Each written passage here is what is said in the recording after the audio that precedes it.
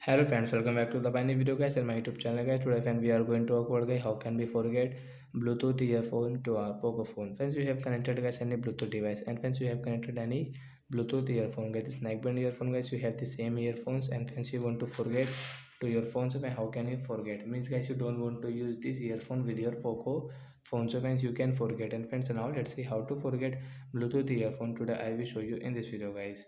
So before starting video then first of all go and subscribe the channel guys. So fine, we will on our phone setting guys. After on phone setting guys, scroll it. Guys, click on your phone Bluetooth setting guys. Tap here. As you can see guys, we have connected guys this ubon company earphones.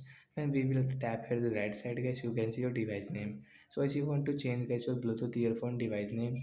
So guys, you can change from here guys. So friends, you can change if you want. So guys, you can change from here guys. Hence you can see your unpair option guys, tap here to forget, then it will forget guys, you cannot use. If you use guys you will have to connect again, then guys you can use your Bluetooth earphone, otherwise not guys, you cannot use your Bluetooth earphone with your Poco phone guys. So that's it guys, thanks for watching the video, bye guys.